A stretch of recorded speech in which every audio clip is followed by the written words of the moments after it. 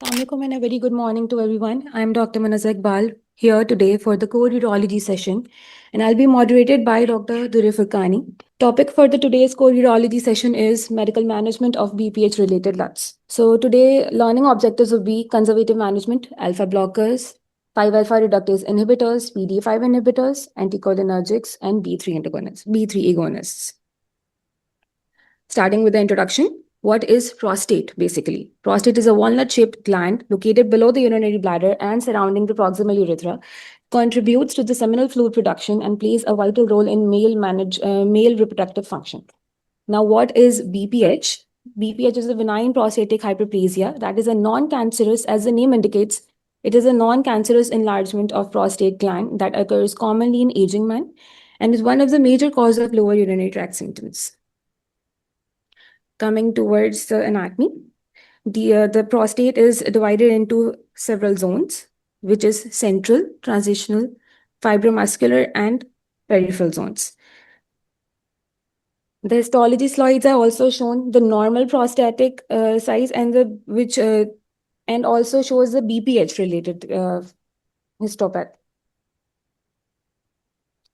Coming over the pathophysiology, in BPH, the transitional zone of the prostate gland enlarges and encompasses the urethra, causing the obstruction to the urinary flow. BPH develops through the combination of hormonal and cellular changes in which testosterone is converted to dihydrotestosterone through 5-alpha reductase in the prostate. DHT stimulates prostatic cell growth and contributes to the enlargement of the gland. Basically, the transitional zone and periurethral tissues narrow down, and it narrows the urethra and causes bladder outlet obstruction, which leading to the increased voiding pressures and compensatory bladder wall hypertrophy. Stromal tissue is the primary locus of alpha-1 adrenergic receptors. The adrenergic alpha-1 adrenergic receptors of the prostate are more located. 98% of them are located at the prostate stromal tissue, and among which alpha-1 receptors are found. 70% of them are alpha-1A subtype, and the remainder alpha-1B and alpha-1D. The factors which contributes to the BPH are multiple. These are static, dynamic, and detrusor. We'll be discussing static factor first. It is the anatomic distribution obstruction of the bladder neck caused by enlargement of the prostatic gland.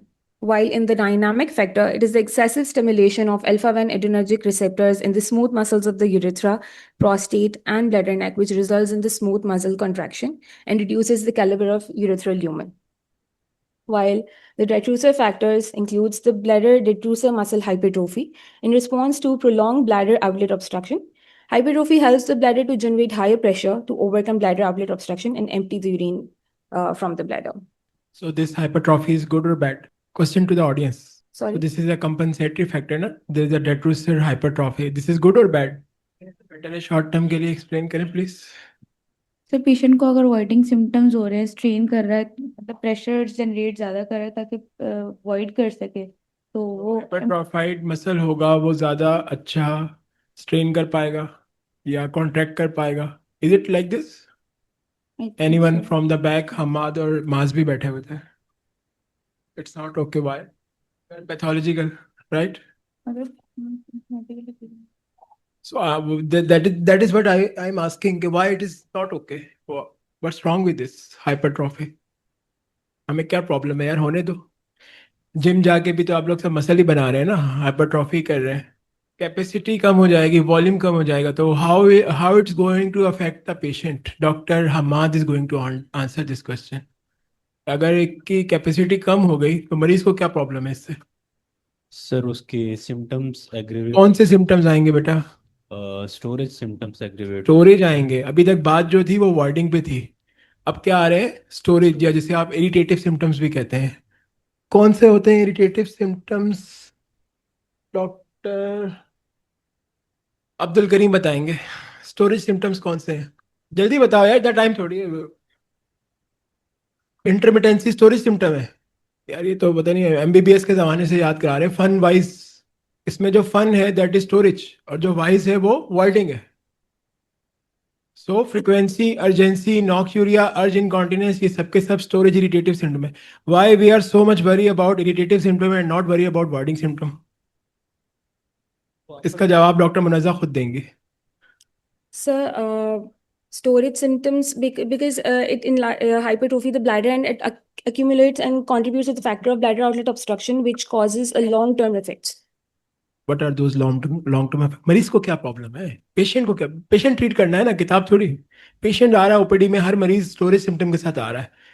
5 साल तो मुझे होने वाले OPD करते हुए, सब storage के साथ आते हैं, इरिटेटिव के साथ. वार्डिंग के साथ तो बेचारा कोई गलती से ही आ रहा है. वो तो पूछने पे पता चल रहा है हमें कि उसको वार्डिंग सिम्टम है. वो store so these irritate these इनको नाम इरिटेटिव रख दिया गया है इसीलिए, because they are going to affect your daily activity. ये बॉदरसम लुट्स हैं. ठीक है. अगर किसी पेशेंट को स्ट्रेनिंग हो रही है, उसको इंटरमिटेंसी हो रही है, उसको इनकम्प्लीट एम्प्टीइंग हो रही है, this is going to be resolve in the toilet, in the washroom. वो 2 दफ़ा पेशाब कर लेगा, वो जोर लगा के करेगा, वो थोड़ी देर से शुरू करेगा यानी कि हेजिटेंसी होगी, या उसको 30 की जगह 90 सेकंड लग जाएंगे, but that is going to settle. लेकिन अगर किसी पेशेंट को फ्रीक्वेंसी हो रही है, अर्जेंसी हो रही है, या अर्ज इनकॉन्टिनेंस हो रही है, नॉक्यूरिया हो रहा है, this is going to affect his whole life. तो तब वो मेडिकल एडवाइस सीख करता है आपके पास आके. बस बट आपको हिस्ट्री या पैथोफिजियोलॉजी से पता होना चाहिए कि now this is the advance stage, because outlet obstruction हुई, उसके रिस्पॉन्ड में डेट्रूसर की हाइपरट्रॉफी हुई, और डेट्रूसर की हाइपरट्रॉफी के नतीजे में फंक्शनल रेजिडुअल कैपेसिटी कम हुई, और अब ये सारा कैस्केड जनरेट हो गया. तो अब मरीज आपके पास आ रहा है. सो ये आपको बताएगा कि ये सिम्टम जो है वो प्रोलॉन्ग है, अनलेस के वो ओ ए बी ना हो. That is a something different. चलो. Coming over the lower urinary tract symptoms, classifying into irritative and obstructive symptoms, as Dr. Shaw has already stated. So, urgency, nocturia, and frequency are the irritative symptoms, and obstructive classified as difficulty starting urination, which is hesitancy, weak urinary stream, dribbling at the end of the urination, straining, and incomplete bladder emptying. How will diagnose the patient? First of all, we'll take the prolonged and detailed history while the patient comes in ER or in OPD.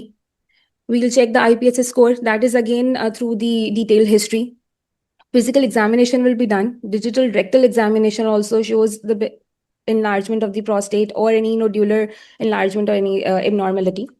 Then we go to the labs and ultrasound, which could be abdominal and transrectal. Uroflowmetry also helps in diagnosis. Post-void residual volume indicates that what's the factor which is causing, or is it BPH or not. Urodynamic studies and cystoscopy. Now, what is IPSS score? It is the international score for prostate enlargement, in which there is a certain questions we ask to the patients in OPD, and on that purpose, we score the patient. There's a 3 scoring system like from 1 to There is a minor correction. You are not going to ask from the patient. This is a patient-filled questionnaire. You need to make him understand कि भाई ये सवाल हैं और उनके ये जवाब हो सकते हैं, and then let him fill this. So this is a patient-filled questionnaire. ये आपको fill नहीं करना होता, इसीलिए हमने OPD से इसको withdraw किया हुआ है, बिकॉज वहाँ पे ये गलत प्रैक्टिस हो रहा था. आप पूछ के इसको कर रहे थे, जबकि जो उसको जेन्युइन वो है वो ये है. आप पेशेंट को लिंक्स दे सकते हैं, आप उसको प्रोवाइड कर सकते हैं, उसकी बेस पे कर सकते हैं, बट एग्जाम के लिए भी याद रखिएगा कि ये this is a patient field question. Sir, one more thing, it's not specific for prostate, as she said. It's not disease or age specific. It's for lower unit tract. Very important point, right?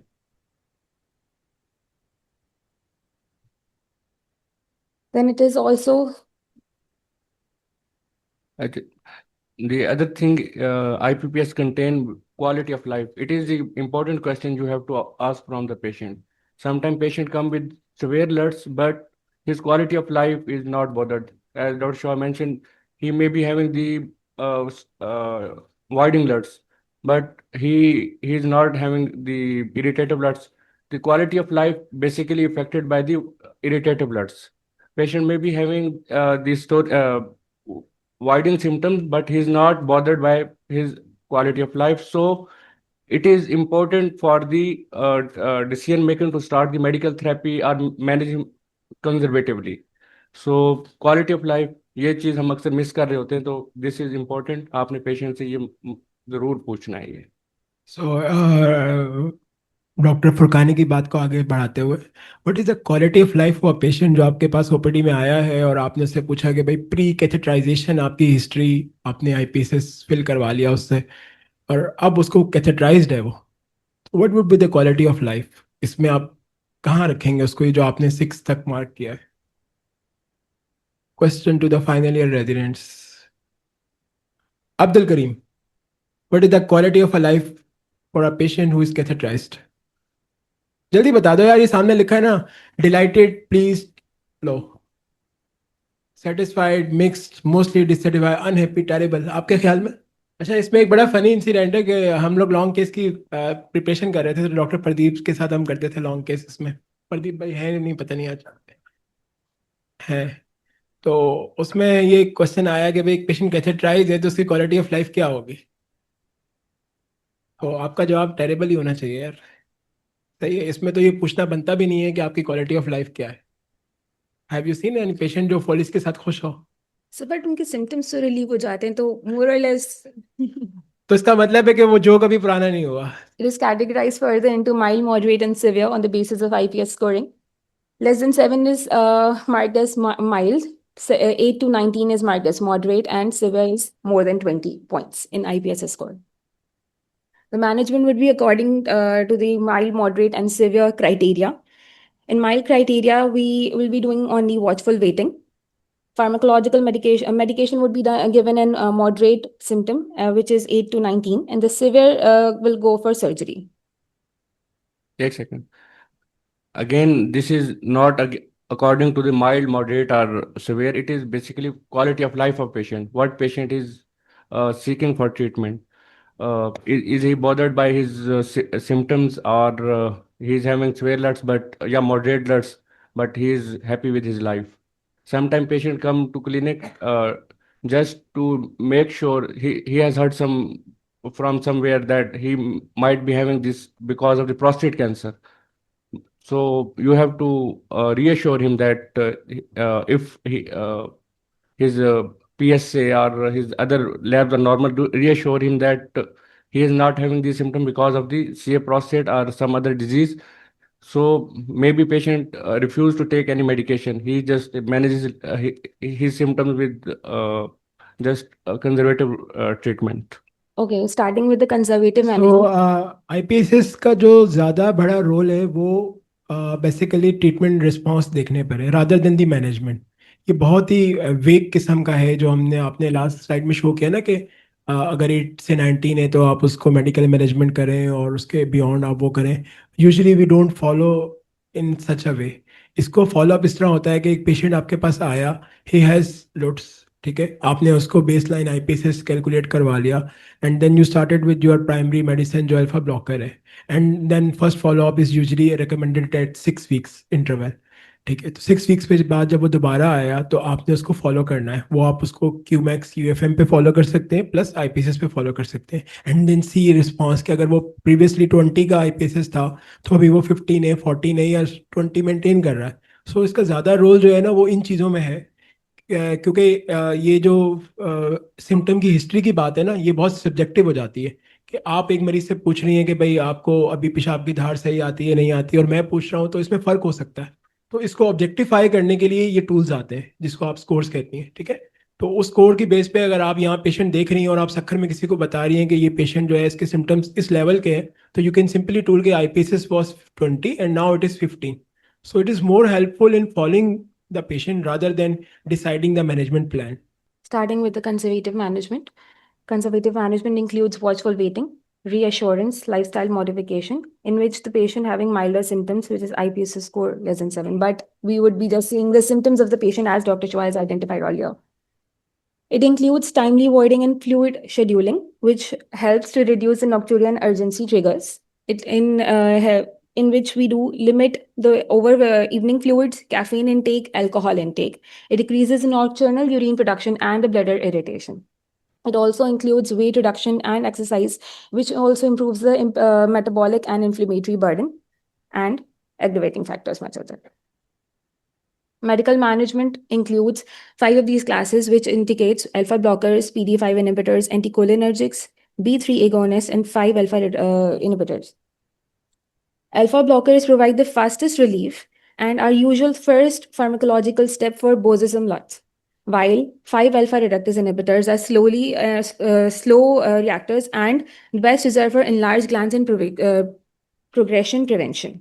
Starting with alpha blockers, these are the first-line medical therapy for lower urinary tract symptoms secondary to benign prostatic hyperplasia, most preferred in patients having smaller prostate, which is less than 30 grams.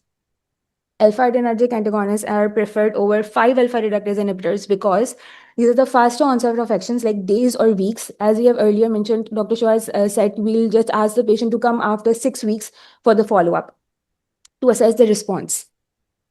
Alpha blockers do not prevent BPH progression and associated risk of acute urinary retention or the need of surgical intervention. These drugs competitively antagonize alpha-adrenergic receptors, thereby causing relaxation of bladder neck, prostatic urethra, and the prostatic spoon अच्छा muscles. इस line को कौन resident explain करेगा कि alpha blocker do not prevent BPH progression with the associated risk of AUR and need for surgical intervention. Please someone explain this line. Why is it so? The prostatic enlargement is dependent on testosterone, which converts into dihydrotestosterone, Yes, and very then good. it causes the enlargement. सही. The alpha blockers are usually really blocking, really relieving the dynamic part of the obstruction. That Very- is, they are relaxing Very the important. bladder neck and the prostatic stroma and then urethra. But the enlargement goes on as it is dependent on DHT. Enlargement depends on the static component. Yes. So alpha blockers only works on the dynamic Dynamic component. So it is not going to decrease the risk of AUR. सही. चलो. Alpha blockers are further classified into non-selective and selective uroselective. The non-selective alpha blockers are phenoxybenzamine, causing irreversible blockade, while selective are short-acting prazosin alphazosin and long-acting are terazosin, doxazosin, and slow-releasing alphazosin. एक सवाल और है. Sorry. ये अभी हमने बात की AUA risk की. हाउ कैन वी कैलकुलेट कि इस पेशेंट में कितना रिस्क है AUR में जाने का? इज देयर एनी टूल कि मतलब मैं बता सकूं कि ये पेशेंट जिसको मैं ट्रीटमेंट पर रख रहा हूँ कितने % चांस है कि ये रिटेंशन में चला जाएगा डिस्पाइट हैविंग मेडिसिन और या फिर मेडिसिन बंद करके? Anyone who is preparing for the exam? Amran, हाँ सॉरी, जी बोलिए प्लीज. नहीं आप बताएं. हम पढ़ रहा है या UFM चले. decrease over हाँ यूएफएम के ऊपर आप कर सकते हैं. तो क्या क्या क्राइटेरिया है यूएफएम पे? हम कितने % रिस्क है अगर एक पेशेंट का Qmax 15 है कि वो AUR में चला जाएगा? आप 10 पे 90%. yes, very good. If your Qmax is less than 10, there is a 90% risk कि next 3 to 6 month में वो AUR में जा सकता है. If it is between 10 to 15, तो कामरान कितना रिस्क हुआ? 60 है, और टू बी प्रिसाइज एक जगह पे 76% भी लिखा हुआ है. और अगर 15 Qmax है और उससे ज़्यादा है तो लेस देन 30% चांस है कि वो पेशेंट अगले 3 to 6 मंथ में रिस्क जा सकता है AUR में, लेकिन तब भी जा सकता है. These are the subclasses of the alpha blockers, mentioning the onset of action. It indicates dampagliflozin, which is alpha-1A selective, widely used, and it affects in day 1 to 2 weeks. And also mentioning the adverse effects of the tamsulosin, which is dizziness and ejaculatory dysfunction. Alphazosin works in 1 to 2 weeks. It also has a side effect of dizziness and hypertension, while silodosin is highly alpha-1A selective, works in 1 to 2 weeks and has the common side effect of retrograde ejaculation. And doxazosin or terazosin class is less selective and is also works as antihypertensive. It usually starts its work in days 2 weeks and causes orthostatic hypertension. Stromal alpha-1 adrenergic tone is dominant dynamic component of the obstruction. That's why the symptom benefit often rapid, even when the gland volume does not change, as we have earlier mentioned it while the discussion. Alpha blockers are ideal when the main problem is flow limitation and rather than progression risk. 5-alpha reductase inhibitor monotherapy. It reduces the static factor while resulting in the shrinkage and of enlarged prostate by approximately 20 to 25% after 6 months. It is also divided into 2 subtypes, type 1 and type 2. Majority is type 2 isoenzyme. Finasteride is selectively type 2 isoenzyme inhibitor, whereas a detosteride is non-selective inhibitor for both type 1 and type 2 isoenzyme. When compared with the finasteride, dutasteride produces faster and more complete inhibition of 5-alpha reductase in prostatic cells. However, no difference in clinical efficacy or adverse effect has been demonstrated over the two agents. 5-alpha reductase inhibitors have delayed onset of action. Peak effect may be delayed or up to 6 months. Most effective in patients with moderate lower urinary tract symptoms and the larger prostatic size, which is more than 30 grams, and reducing the risk of acute urinary retention and the need of surgical intervention. 5-alpha reductase inhibitors are prostate volume by 18 to 28% and also reduces the serum PSA level 50% after 6 to 12 months. And it can be evaluated after 6 months for the effect. Unlike alpha-adrenergic antagonists, 5-alpha reductase inhibitors are used to prevent BPH-related complications and disease progression. Finasteride has been shown to reduce both the incidence of acute urinary retention by 57% and the need of prostatic surgery by 55% in patients with significantly enlarged prostatic glands, which is more than 40 grams. So, what is most important prerequisite before starting of 5-alpha reductase inhibitors? 5-alpha reductase inhibitor basically decrease the libido and may cause erectile dysfunction as well. इसके अलावा कुछ और आप देखना चाहेंगे? Prostate का size मतलब depend करता है ना कि सही है, वो भी हो गया। एक और चीज सीए प्रोस्टेट पीएसए लेवल्स को आप जो है वो मॉनिटर करेंगे इसके साथ, क्योंकि ये 50% डिक्रीज करता है जो सीरम पीएसए को लेवल को। सही। आपने जब भी 5-alpha reductase स्टार्ट करने उससे पहले पीएसए मैंडेटरी है, because it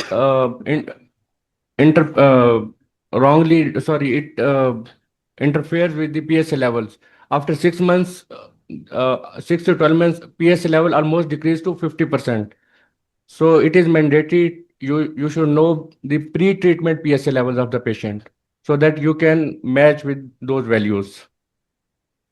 So basically, it increases the detection rate of high grade CAP. कि आप समझते रहे PSA सही है जाने दो, लेकिन वो तो आपकी मेडिसिन ने कम करके रखा हुआ था। जब आपने उसके डबलिंग टाइम या उसकी दूसरी डायनामिक्स को मैच किया और उसकी बायोप्सी की तो आपको पता चला कि जो डिजीज आ रही है वो हाई ग्रेड है। इसमें कोई ट्रायल भी है, आप नॉट Yes. रिमेम्बर उसका Let's नाम। try. Did let's you try mention them. here? There are two subtypes of 5-alpha reductase inhibitors, finasterides and digesterides. The time of effect for both of these drugs is 3 to 6 months and reduces the PSA about 50% over time. And the side effects are sexual side effects and delayed benefit. Combination therapy. What about prostate size? आपने PSA तो बताया 50% कम होता है, size कितना कम होता है? 20 to 28%, 18 to 28%. Over how many? Over 6 months. 6 months. Combination therapy, in which we give both alpha blockers and 5-alpha reductase inhibitors combined, that is the gold standard for treating moderate to severe BPH. It combines rapid symptom relief like muscle relaxation with long-term disease progression reduction, shrinkage of the prostate, lowering the risk of urinary retention and surgery. Like studies have been undertaken, that is MTOPS and COMBAT, which further shows that combined therapy is significantly more effective in either drugs or alone in reducing the long-term clinical progression of BPH. Recommended for patients with both moderate to severe lower urinary tract symptoms and enlarged prostate, which is more than 30 to 40 grams. Now, these are the studies which have been done over the years in 1990s and 2000s. For 4 to 6 years, that studies have been shown that there is a more effect of combination therapy over the single monotherapy. And these studies like MTOPS is shown that primary drugs have been taken, doxycycline and finasteride, and the symptom of progression and AOR has been released, which occurs in combination. The drug has shown the effect of 66% versus the placebo effect was only 21%. Like in PLES, the finasteride drug was given with the placebo, and it shows the improvement in disease progression, 67% reduction in the progression. And while in COMBAT, it was a 4 to 6 year study, tamsulosin and dutasteride were taking, and 4,844 men with BPH were taking as a population for the study. While it has effect given of IPSS reduction and progression, 21 points of IPSS has been reduced. This is very important slide for examination point of view. I can recall a lot of basic cues from this slide. You must know, इसमें सिर्फ ये important नहीं है कि combination है, इसमें ये भी important है कि जो combination try किया गया वो क्या, जैसे MTOPS में जो है finasteride use किया गया था, जबकि कम्बेट में ड्यूट्रासाइड, similar go for the alpha blocker के वहाँ पे आप टेम्सोलिसिन डील कर रहे थे, यहाँ पे Doxycycline. डॉक्सासिन कर रहे थे। और ये जो इसकी परसेंटेजेस हैं ये भी इंपॉर्टेंट है, इसका इफेक्ट जो है ये भी इंपॉर्टेंट है। जब एग्जाम में मैनेजमेंट में आप बात कर रहे होंगे, कम्बिनेशन थेरेपी पे बात कर रहे होंगे, you need to support your argument with these studies because these specifically MTOPS and COMBAT were the landmark studies और आज तक हम इसी के बेस पे प्रिस्क्राइब कर रहे हैं medicine. These also indicates these trials also, so nothing new. Coming over the PDE5 inhibitors, such as sildenafil and tadalafil, they treats the BPH by inhibiting enzyme, increasing the cyclic GMP levels, leading to smooth muscle relaxation in prostate, bladder, and urethra, reducing the resistance to urinary flow. It is also used for the treatment of erectile dysfunction and pulmonary hypertension, which is subdivided into further classes. This is first generation, that is sildenafil, second generation, that is tadalafil, and the third generation, that is evenafil. Common side effect for these PDE5 inhibitors includes headache, flushing, dyspepsia, nasal congestion, and backache. Again, where we would be giving the common use of the daily dosage of tadalafil is 5 mg once daily, but we have to check the blood pressures as it causes the pulmonary hypertension. So we have to go through the blood pressures and we have to avoid giving it with the nitrates and assess the cardiovascular status also. What are the contraindication before start of PD5 inhibitors? Hamad.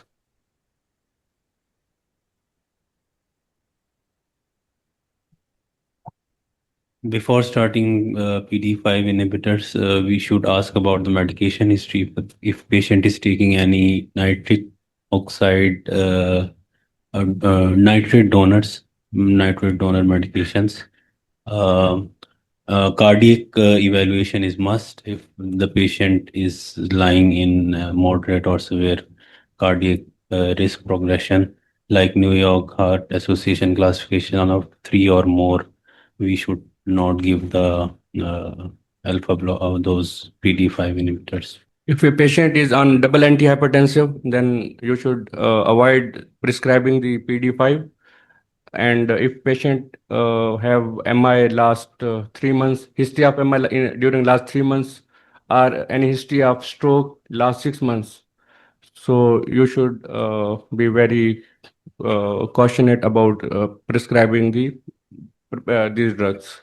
So usually our practice is that we tell our patient, go to your cardiologist, tell him that a urologist is about to advise me this medicine. Is it safe for me or not? So let the cardiologist decide कि patient ये दवाई ले सकता है या नहीं। आप इसमें जज ना करें उसको खुद से, because you are not trained for these things, right? Do it for all the patients.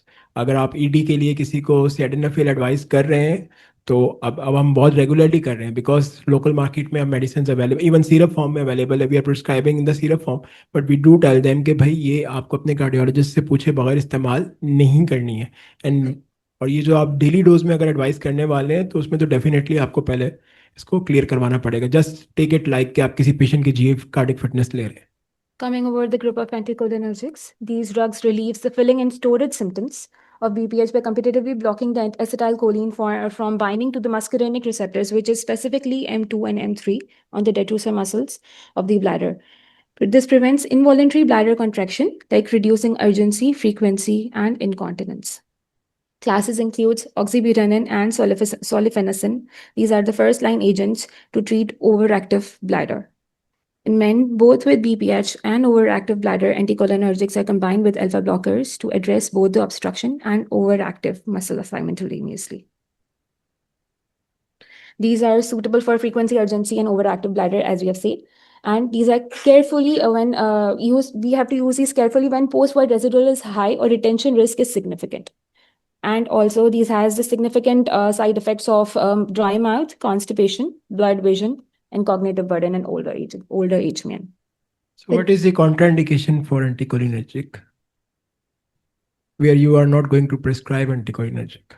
Urologic and non-urologic contraindications के भाई इस मरीज को तो मैं नहीं दे सकता, need to think about something else. लिखा हुआ है सामने ही, बस थोड़ा सा accurate बताना. Yes, very well. And what is significant post-void, Dr. Hamad? ये आहिस्ता सी आवाज आई जो सही बोला। Yes, 1/3 of the pre void. So एक आर्बिटरी वैल्यू 150 लिखी हुई मिलेगी आपको बहुत सारी जगहों पे, लेकिन अगर किसी का प्री वॉइड 1000 सीसी था और वो पोस्ट वॉइड 150 सीसी है तो दैट इज नॉट सिग्निफिकेंट। तो यूजुअली जो 1/3 होता है ना उसको हम सिग्निफिकेंट कहते हैं। सही, यूरोलॉजिक तो सही बताई इन्होंने। What are the non urologic contraindications? ये एल्डरली पॉपुलेशन है ना, इनके तो बहुत सारे मसले मसाइल होते हैं जिसको जी बेटा। glaucoma में नहीं देते। नैरो एंगल ग्लाकोमा सही, ओपन एंगल में आप दे सकते हैं, उसमें इसका कोई इशू नहीं होता, लेकिन नैरो एंगल या क्लोज एंगल ग्लाकोमा जिसे आप कहते हैं उसमें आप नहीं दे सकते। और गट रिलेटेड क्या था?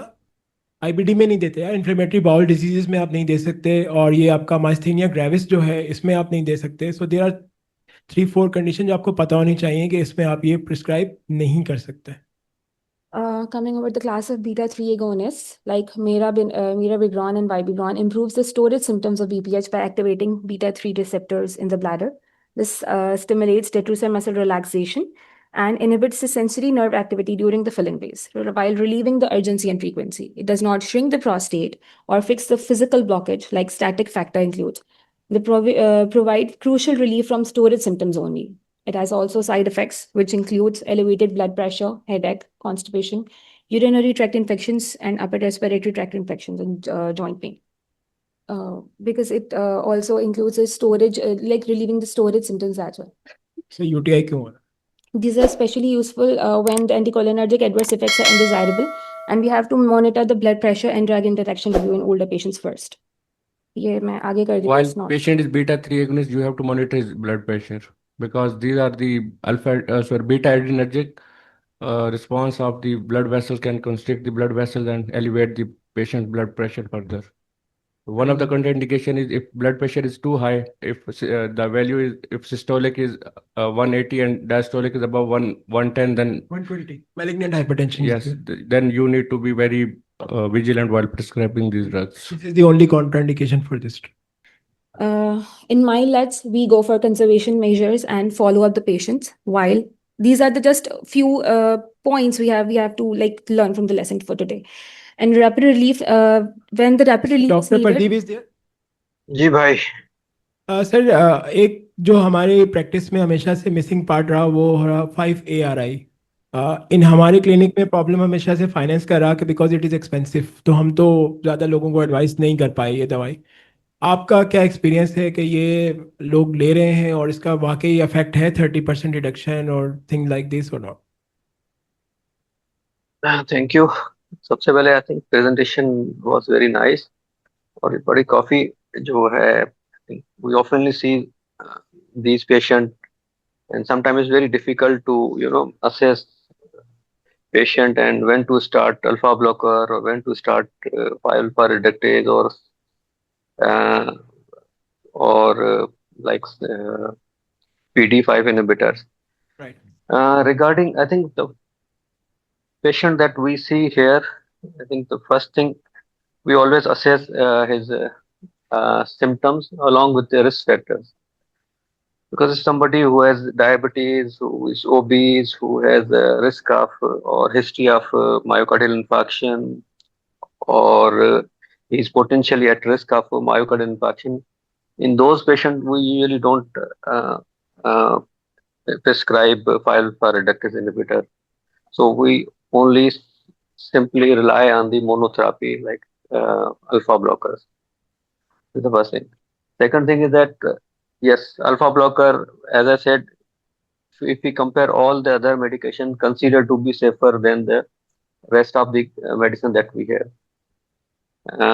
Regarding, I think in discussion you mentioned that Cialis or Tadalafil or PD inhibitor, you always send the patient for the cardiovascular risk assessment. I think it is not indicated in all the patients. You have to clinically assess by yourself. Is your patient is fit enough? Is he does he have any cardiac symptoms or dyspnea, orthopnea? If he has those symptoms, then you can send that patient for cardiologic assessment. But for it is not a blanket statement that whenever you want to prescribe or when you want to think to prescribe a patient PD inhibitor, you always have to send to your patient to the cardiologist. which is not indicated. So you have to ask yourself in your clinic, and if you feel that your patient is fit enough and he does not have any cardiovascular or respiratory or breathing problem, he can manages his routine work, job, he is able to walk maybe 5-10 miles.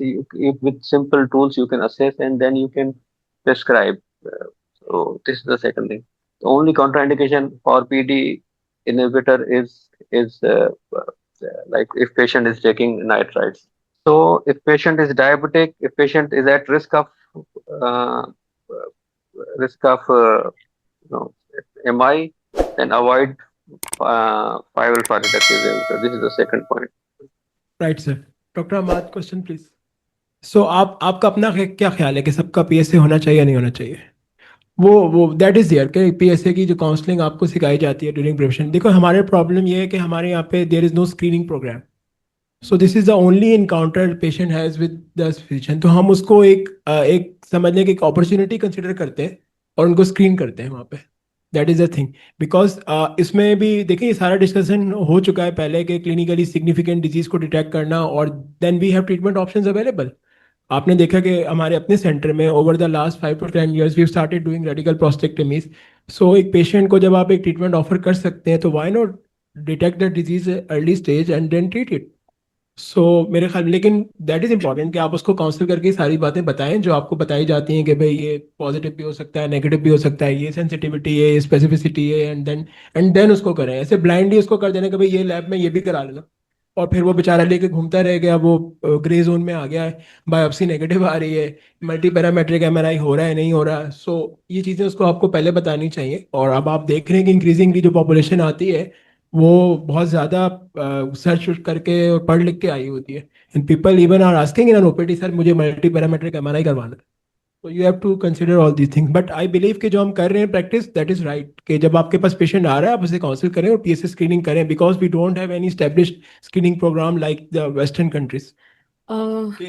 Ji, can someone from the audience please read the case? The answer is mentioned already. फायदा नहीं हुआ ना, answer तो नहीं होना चाहिए था. So for knowledge purpose, I have added the answers in the slide. So, okay, coming over the final. ये तो गाइडलाइन से ही पढ़ लेंगे मेरे ख्याल में. ये तो गाइडलाइन का चार्ट है ना. Thank you so much.